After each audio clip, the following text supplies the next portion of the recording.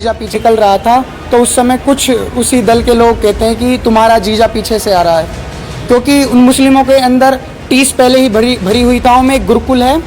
और उस गुरुकुल में होता क्या है, जब ये हिंसा बढ़ती है, हिंसा बढ़ते बढ़ते वहाँ पर जो कुछ हम डर के मारे उस गुरुकुल में चले जाते हैं, अंदर होते हैं और बाहर से पता नहीं कौन लोग होते हैं, वो नकाब में आते हैं और ट्रक के ट्रक भर के आते हैं 2-3। तो अगर वहाँ पर लोकल मुस्लिम नहीं होते उस गुरुकुल के पक्ष में या हम लोगों के पक्ष में, शायद आप लोगों के बीच में भी जिंदा नहीं होता।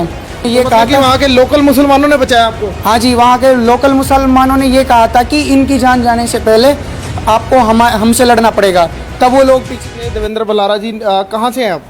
मैं नूह मेवात से जी। नूह मेवात से। क्या प्रकरण हुआ था उस समय, उन दिनों क्या प्रकरण हुआ था जो नूह में हिंसा हुई? बता रहे हैं कि मुसलमानों ने दंगा कर दिया। वो एक्चुअल में जो हुआ ये था जी, कुछ जो बजरंग दल के लोग थे वो अपनी यात्रा निकाल रहे थे। उस यात्रा निकालने से पहले एक हादसा हुआ था कि 2 गो भक्त जिंदा जलाए गए थे, गो तस्कर जिंदा जलाए गए थे। तो जो मुसलमान लोग थे उनकी टीस उन लोगों के अंदर बैठी हुई थी और जो एक गो भक्त बना फिरता डोलता है ये मोनू मानेसर, तो इन्होंने उस कांड को अंजाम दिया था जी। इसके बाद ये 2 दिन पहले वीडियो बनाता है कि मैं मेवात में आऊँगा और वहाँ पर मेवात में मुझे आप रोक कर दिखाना, मैं अपना वहाँ पर काफ़िला भी निकालूंगा। उस काफ़िले के निकालने के दौरान जब वो निकल रहा था तो उस समय कुछ उसी दल के लोग कहते हैं कि तुम्हारा जीजा पीछे से आ रहा है, क्योंकि उन मुस्लिमों के अंदर 30 पहले ही भरी हुई थी उन लोगों को जो जलाए गए थे, तो वो लोग पहले से ही तैयार बैठे थे।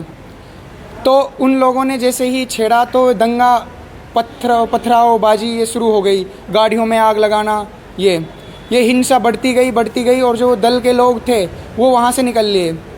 तो उसी जहाँ ये एक्चुअल में ये घटना हुई थी नूह डिस्ट्रिक्ट में, उससे नूह से 20 किलोमीटर आगे मेरा गांव है जी। उस गांव में क्या नाम है आपके गांव में? जी भादस गांव में। भादस गांव में एक गुरुकुल है और उस गुरुकुल में होता क्या है, जब ये हिंसा बढ़ती है, हिंसा बढ़ते बढ़ते वहाँ पर जो कुछ हम डर के मारे उस गुरुकुल में चले जाते हैं, अंदर होते हैं और बाहर से पता नहीं कौन लोग होते हैं, वो नकाब में आते हैं और ट्रक के ट्रक भर के आते हैं 2-3। और जो ट्रक भर के आते हैं उनके पास सबके पास हथियार होता है और वो सब लोग मुसलमान होते हैं या कोई और होते हैं, ये कहा नहीं जा सकता कि वो लोग कौन थे, लेकिन वो आते हैं। तो अगर वहाँ पर लोकल मुस्लिम नहीं होते उस गुरुकुल के पक्ष में या हम लोगों के पक्ष में, शायद आप लोगों के बीच में भी ज़िंदा नहीं होता।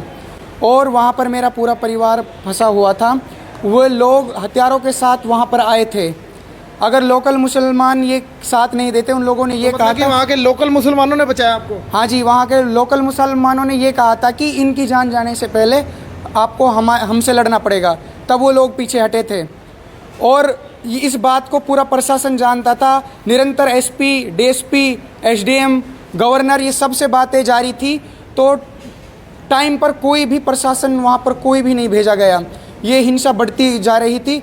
अगर वहाँ पर वो लोकल मुस्लिम नहीं आते तो वहाँ बहुत बुरा हाल हो जाता और उसके बावजूद भी 12 घंटे बाद वहाँ पर फोर्स भेजी जाती है। तो आपको क्या लगता है जो बातचीत हो रही है कि तुम्हारे जीजा आ रहे हैं, क्या इसी चीज़ से विवाद बढ़ा है आपको लग रहा है? इसके पीछे ये तो एक उन लोगों के लिए बहाना बना है, ये पूरी प्लानिंग थी पहले से ही, क्योंकि लोग पहले ही तैयार थे दंगा करने के लिए। ऑन द स्पॉट उनके पास हथियार कहाँ से आ गए, ये सब कुछ एक योजना के तहत हो रहा था जी। और फिर वो लोग कौन थे, इस चीज़ के ऊपर डिबेट हो सकती है, बहस हो सकती है। जो ट्रक में भर के आए थे वो कहीं सरकार के भेजे हुए गुंडे तो नहीं, क्योंकि आपने देखा होगा इससे पहले 2016 में जब ये जाट आंदोलन हुआ था उसमें भी ऐसी ही घटनाएं थी और ये सारी घटनाएं इस घटना से प्रॉपर मैच कर रही है। तो ये सब वहाँ पर जो हुआ है ये सब इसमें प्रशासन मिला हुआ है। और ये कि मैं तो यही कहूँगा कि ये गवर्नमेंट की ही नीति थी इस षड्यंत्र को कराने की, और इनका ये जो पूरा प्लान चल रहा है इस देश में, ये दंगे चुनाव के बाद भी होते ही रहेंगे। अब हिंदू मुसलमान का हो रहा तो कहीं जाट हैं तो वहाँ जाट नॉन जाट का होगा, और जहाँ पर गुजर हैं वहाँ पर गुजर नॉन गुजर का होगा, कहीं पर ये बनिया, कहीं पर ये किसी अन्य बिरादरी के लोगों को लड़ाते ही रहेंगे। तो ये सब इनकी एक योजनाबद्ध तरीके से एक रोड मैप इन लोगों ने तैयार किया हुआ है और इसके पीछे एक बहुत बड़ी इनकी टीम है जो वो काम कर रही है। इन्होंने एक अपना नैरेटिव सेट किया हुआ है। इस समय के हालात क्या है नूह के अंदर, इस समय के हालात? अभी तक जो वहाँ पर प्रशासन द्वारा जो नियुक्त की गई फोर्स है वहाँ पर अब सिचुएशन कंट्रोल में है। तो काफ़ी तो वहाँ पर नुकसान हो गया था, गाड़ी जलाई थी, 100-150 से ज़्यादा गाड़ियाँ जल गई थी। मेरे ही पड़ोस में एक की हत्या कर दी गई थी, मेरा पड़ोसी था, उसके ऊपर मतलब अलग अलग हथियारों से वार हुए थे जी। तो ये सब जो उसका मतलब वो हिस्सा बना था उस घटना का, दंगों का, वो भी बाहर के लोगों ने ही मारा था, गांव के कोई लोग उसमें शामिल नहीं थे। तो ये सब हुआ था जी वहाँ पे।